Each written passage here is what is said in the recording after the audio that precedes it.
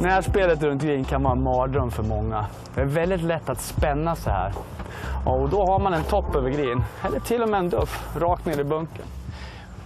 Men en av hemligheterna att bli en riktigt bra närspelare är faktiskt att välja rätt klubba vid de olika lägena. Och du, glöm inte att använda fantasin. Jag ska visa ett par lägen. Här har vi ett. Bollen ligger rätt så tjockt. Vi har en bunker framför green. Flaggan står rätt kort in på green. Här är jätteviktigt att välja rätt klubba. Jag väljer givetvis en med väldigt mycket vinkel, eller loft. En sandwich. Det finns till och med lobwedge. Och vinkeln hjälper ju faktiskt bollen att komma upp i luften. Så det här slaget kommer jag våga att svinga igenom.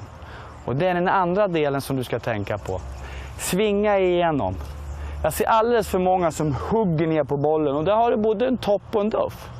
Så jag brukar säga lika lång sving bak som fram. Då får du en känsla av att du skapar fart genom slaget. Se ut så här.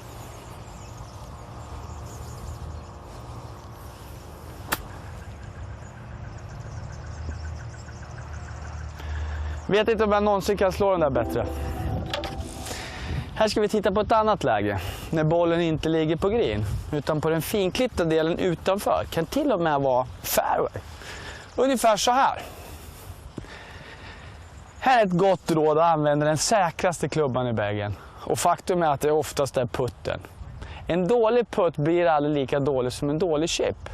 Och det är faktiskt inte fegt att använda putten utan det är smart. Vad jag vill att du ska tänka på här när man ligger utanför green, det är att vi måste öka på pendeln. För gräset är ju lite strävare, så vi kommer ända fram.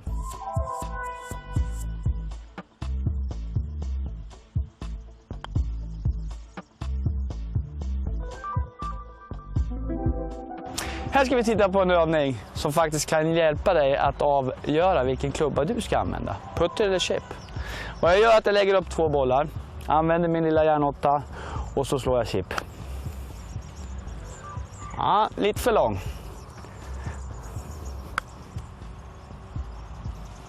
Och lite för kort.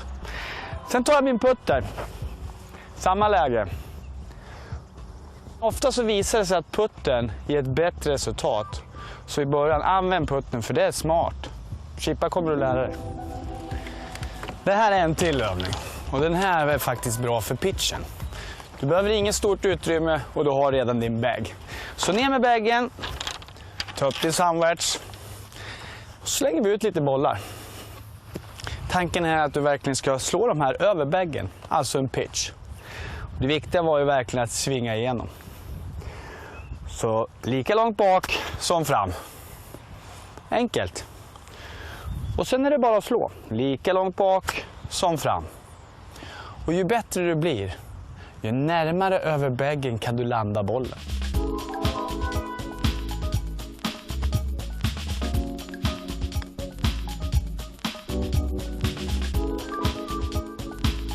Våga att svinga igenom. Det var ju nyckeln i det här. Inte hugga ner på bollen. Så träna på.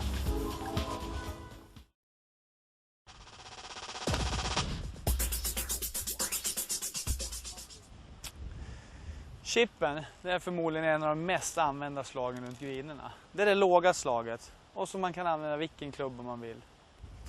Det första jag vill påpeka är en smalare stans. Det gör vi bara för att vi ska hålla underkroppen mer passiv i pendelrörelsen. Nästa steg är att vi ska jobba med en liten öppen stans. Här. Och det gör vi för att pendeln ska kunna få fritt fram att komma mot målet.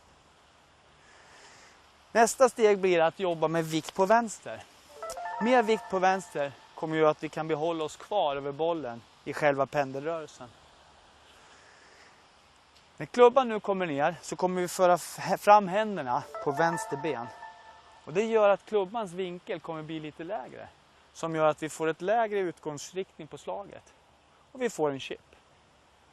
Nu ska vi titta på bollplaceringen. Bollplaceringen kommer hamna någonstans i mitten eller lite längre bak i stansen. Och det gör vi för att vi vill att klubban ska träffa bollen först och inte duffa eller toppa. Så när vi har gjort det här nu så kommer vi in till själva pendelrörelsen. Och en pendel är en rörelse som är rakt bak och rakt fram. Enkelt att jobba med. Rakt bak, rakt fram. Klubban bakom bollen, mycket vikt på vänster. Fram med händerna. Där.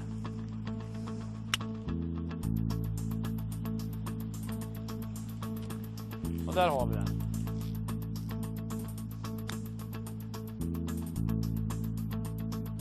Här har vi en bra övning för dig att behålla vikten på vänster. Och framförallt ligga kvar över bollen när du ska jobba med pendeln. Ställ dig på vänster ben och låt höger tå vila i backen. Det här kommer göra att du kan ligga kvar över bollen och få en bättre rörelse.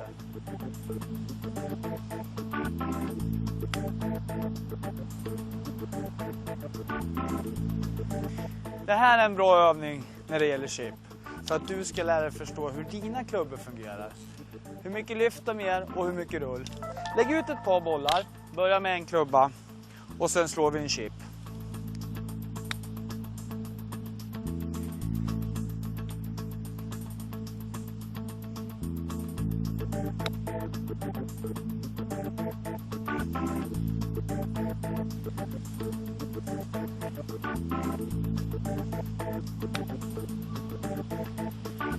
När du har slagit de här klubborna så kan du se skillnaden hur högt de flyger eller hur lågt de flyger och hur mycket rull de ger. Träna på det här så kommer du bli en bättre chippare.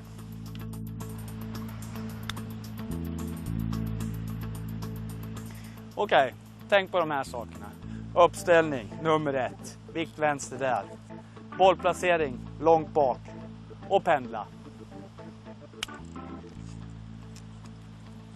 Träna på det här. Lycka till!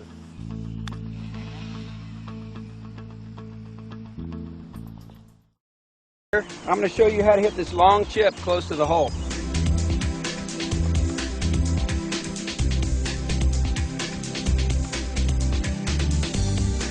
What we're going to do first is figure out how much green we have to work with. Here obviously we have a lot. We're going to chip the ball just over this high grass onto the green, let it roll to the hole like a putt. The target's going to be right in this area. The ball is going to land in this area and then roll to the hole like a putt. The way to do that is to make sure you have the correct loft on your club. This shot requires less loft. So on a short shot, you'd have more loft, like a 58-degree sand wedge. On a longer shot, this would require less loft, so we're going to use a 7-iron. Here's how the setup works. First, we're going to pick out our target. We're going to make sure the ball is in the center of our stance. We're going to make sure that our weight is on our front foot, and then we're going to also lean the club shaft towards the target, like this. What we don't want is we don't want that club shaft to go backwards. So this would be bad. This would be really good.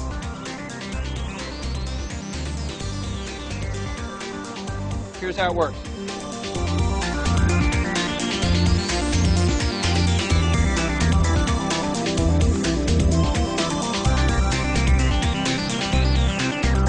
That's what I'm talking about.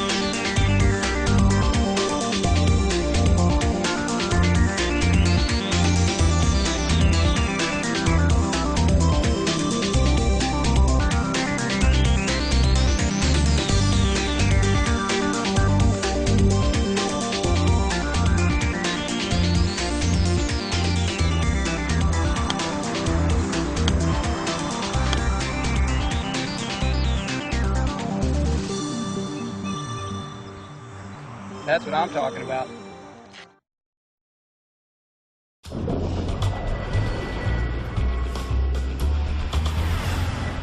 As far as technique goes, chipping is probably the second easiest thing right behind putting to master.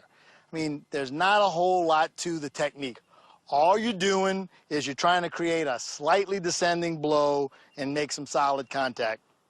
little weight in your left foot, hands a little forward, brush the grass, and you've got the technique more or less mastered with a little practice. So, how are you going to get good at getting the ball close to the hole so that you can have more up and downs? Well, a lot of people say, I'm going to go practice, and I'm going to play a lot of golf. And I'm going to probably do that practicing and all that chipping on the golf course with one club. I did it too, and Phil Mickelson did it too. But his teacher convinced him otherwise, and that's what I'm going to try to do with you. I'm going to show you how if you use multiple clubs, you're going to be able to have more flexibility in your chipping, and you're going to get a lot more of them up and down. When I first started playing, my favorite chipping club was an Arnold Palmer pitching wedge, and I would play it basically from everywhere around the green. Now, one of the first things you'll learn about the short game in general, if you take some lessons or read a good book or watch the tour players, is they're always trying to make the shot, which in this case is a, 25, 20 feet chip shot, trying to make that shot as small as possible by getting the ball on the green as soon as possible. And it's often be called in golf instruction and books and videos, safety spot or safety landing zone. I like about a yard on the green. I'm about a yard off the green right here. If I went one more yard and I go ahead and take out a tee and put that just offline so it's not going to prevent me from hitting my shot toward the hole, that's a good, safe spot for me to land this shot on line with the pin and have it run out. So, okay, great. I'll read that in the magazine, and I decide that's the thing I want to do, and I take my favorite little pitching wedge, and I go ahead and try to do that. If I land the ball anywhere near that tee with that pitching wedge, that ball is not going to get anywhere near the pin. Not going to run out far enough.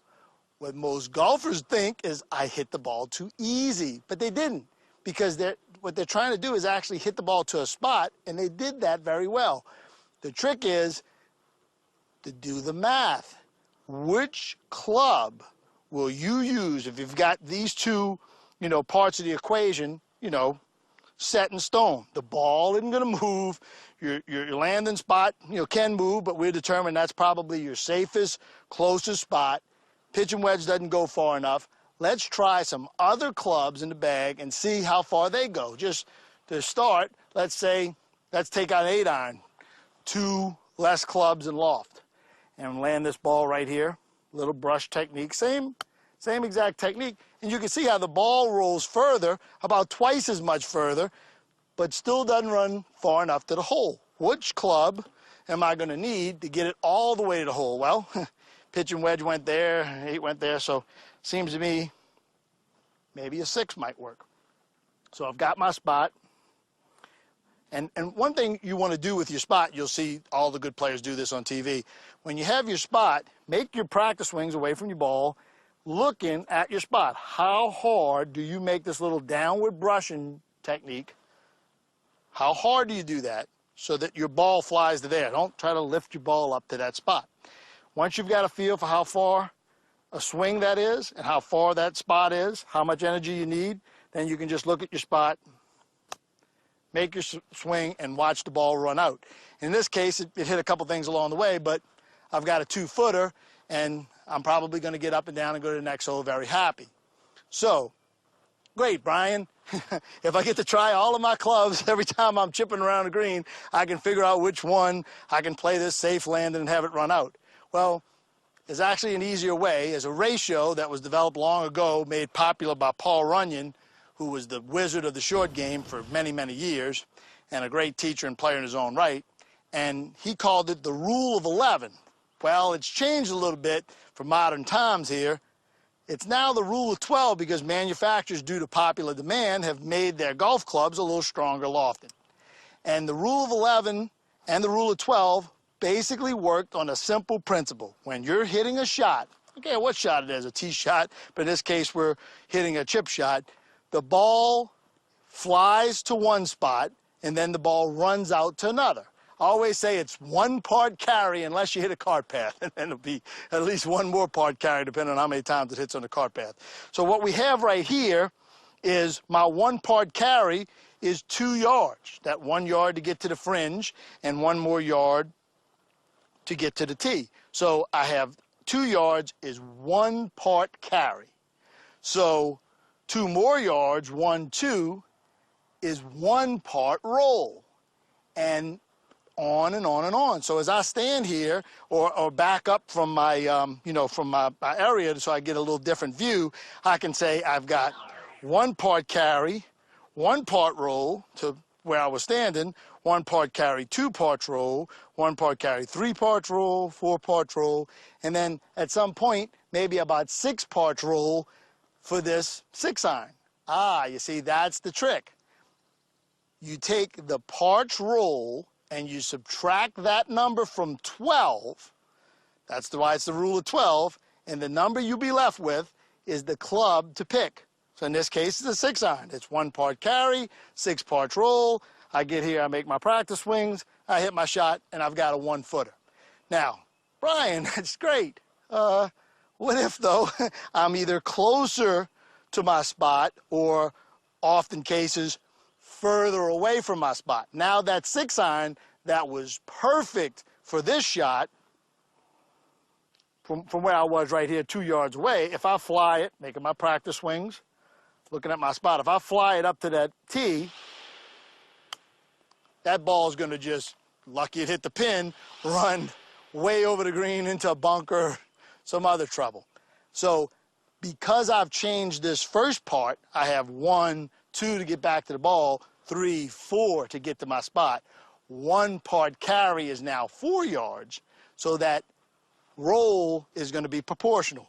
1 part roll, 1, 2, 3, 4 yards, 2 parts roll. So this shot right here is somewhere between 2 and 3 parts roll. So let's just say I want to be aggressive and give myself a chance at getting it to the pin. 3 parts roll, 3 minus 12 is 9. I take out my 9-iron here, look at my spot,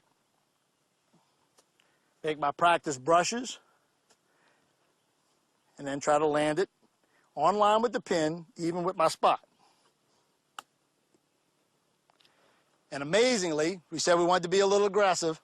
The ball ran out about 4 feet past the hole, giving me a really makeable shot. And I wanted to be aggressive. Maybe I wanted to give myself a chance at, getting the ball at least to the hole. You'll find that it doesn't take you long to start seeing all your shots around the green this way, whether it's a chip shot or any other kind of pitch. And I promise you, just like Phil Mickelson, will find out no matter how good you are with that favorite club, if you can just do the math, find your safe spot, pick your club, make your practice swings at your spot, and execute your technique, you're going to have a world-class short game because you're going to be able to chip it close and get up and down from almost anywhere. So we're in pretty thick rough here, and I want to show you the principles of hitting the shot out of rough, because so many times I've had players say, I'm pretty good around the green, but I really struggle out of the rough. If that's the case, they're probably not doing the correct technique, because if they were doing the hinge and hold method, they would find that that method, along with the lob shot principles, will get the ball out of the rough just fine. We're here in thick rough. The club will get buried up by the grass. You can see the ball is sitting down. Now, we cannot rely on spin to get the ball stopped, because we have so much grass between the club and the ball. The only thing we can use is trajectory. So what we want to do is very similar to the lob shot using the hinge and hold technique. We're going to hinge and hold throughout this shot, but we're going to come in heavy just like a lob shot, and when the ball is sitting down in the rough, we're assessing our lie and we're putting our weight forward. We're driving the club in behind the ball and letting the ball just pop up high and land ever so soft. When we have the ball sitting higher up, that's when we'll level out our weight. So very similar to the lob shot, we open up the face, our weight is forward, and we just plop down right behind the ball, and we get it to pop up ever so softly and release down to the hole. Now obviously it won't be as good as a shot from the fairway, but we can use trajectory to get the ball stopped. Using those same principles, if the ball somehow sits up in the rough like this, we cannot use that method of driving the club into the ground. We'll go right underneath it. So again, using the same type of flop shot, lob shot principles, we level out our weight so that the bottom of the arc is shallow around the ball. We open up the face slightly, but we don't lay it flat like we did for the previous shot where the ball's sitting down. So we open it up, but just not as much, and then we just use the same swing. And I'm able to get the ball up high and soft and control it somewhat. So not always when we're in the rough are we trying to get the ball to land softly. A lot of times we can be in the rough and the pin can be in back and we need the ball to release. So when we do that, we still are not going to be able to catch the ball solidly. We have grass in between the club and the ball. So what we do here is the same technique of falling in behind the ball, letting the club just fall right in behind the ball, but we scoot the ball back in our stance and square up the club face. This is going to give it less loft and force the ball out lower out of the rough and with more release. You can see the ball is further back in my stance, letting the club come into the ground behind the ball. We're not trying to catch the ball first. There's too much grass there. So we're playing like a little mini flop shot, even though the face is square, and we're trying to get it to release.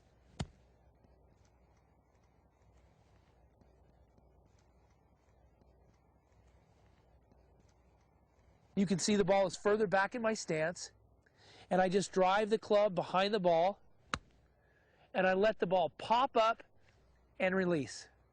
It'll help us get to the back pins. So I had a question about an uphill chip shot, and that was a pretty nice question, actually. Something that I overlooked. This is going to help round out, you know, your scoring ability around the greens. Now that uphill chip shot, you basically have two options. If the lie is not too severe, and you know you want that ball to check a little bit on the green, you don't want it to roll out, you can go ahead and keep the weight on that front side. Thing is, when you keep the weight on the front side, you'll have a tendency to skip slightly into the slope, and it'll have a slight gouge to it. This will impart a little bit more spin, right? And it'll have a tendency to come out lower and a little more hot. So you notice there's a little bit of a gouge to that. That's okay as long as you catch the ball first. Now, if you're trying to hit a full shot with this, wouldn't recommend this at all. Then you're really going to stick it in the dirt and hurt yourself, and you'll have a tendency to pull the shot. So you want to make sure that your head stays behind the ball, even though your weight is in front of the ball. That way you get great contact with the golf ball with a slight gouge. Now, if the slope gets even more severe, however, then I recommend you stay with the back foot. You'll have a tendency, what you want to do is open up your back foot for support, better stability, and you're going to keep the weight on the inside of that back foot. And from here, we're going to follow the slope with the skip. So you'll notice it's still a shoulder movement, and I'm not trying to keep my lower body quiet, okay? As long as that pressure point stays on the inside of that right hip, right knee, and right ankle, then the left side, see how my left knee comes in and comes back? Now the whole body can move around this particular pressure point. And this is what's going to give you the stability. And very much like when you're tossing a ball, you don't toss a ball with just the arm. It's still a full body motion, right? Okay. So we stabilize ourselves on the inside of that right hip, right knee, right ankle. And from there, we skip up the slope. Then you get that beautiful crisp contact with the sole of the club with the ground. You get that nice skip across the ground, and boy, that contact feels really, really good. The ball will have a tendency to land nice and soft and roll out a little bit, okay? So you impart less spin doing it this way. So once again, weight forward, butt the head back. This is going to have a tendency to be a little gougy, okay? That's for the slight uphill shot. Even on the slight uphill shot, you can still do it this way on the inside of that right foot. So those are the two options that you have, okay? We'll see you next. All right, guys, here's a fun little shot. I've hit let's say you hit a second shot right next to the green here, but your ball nestles down in a spot where there's no grass. It's a nice little bald spot, and it's sitting right down. Now, I know a lot of you would try to chip this out to no avail, kind of blade it out of the hole and scoot it over the green, or you have a tendency to chili dip it a little bit, have a tendency to hit the ground before the ball. what you're going to use is a putter. This is one of Ben Hogan's favorite shots around the green. It's called squeeze play. You're going to play the ball right off your back foot. Play the hands right off your front foot. Same setup as the chipping. Hands right over the front foot, ball right over the back foot. And what you're going to do is you're going to use the shoulders, and we're going to squeeze the ball into the hole with negative loft. What's going to happen when you squeeze down on the ball with negative loft, it has no choice but to pop up, land on the green, and it's going to come out really hot with a lot of topspin. So I basically have about 50 feet after the ball lands here. So, little practice swing. I like it. Squeeze it out. Go, go, go. Not bad. So I'll give you the rear view vision on that one just so you can see, get it nestled nicely down in here. So play it off my back foot, play my hands forward, and squeeze down. See how the ball just popped out of that hole? Landed on the green. Not a bad result, huh? So this is great practice for you to achieve squeezing down and through the ball. You'll notice if you do this with your sand wedge or your pitching wedge, same thing, the ball has no choice but to pop up into the air.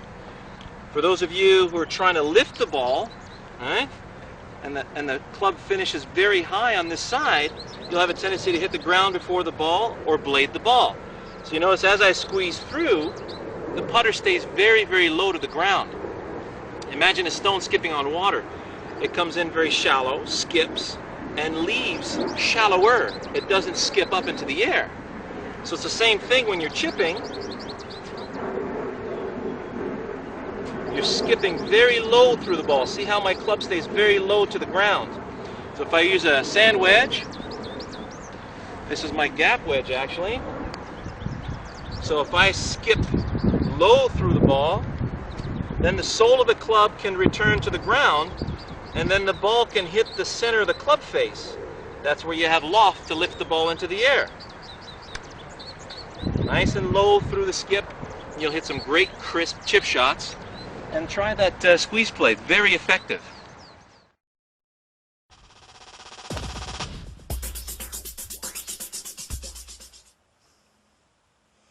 Det här läget känner du säkert till.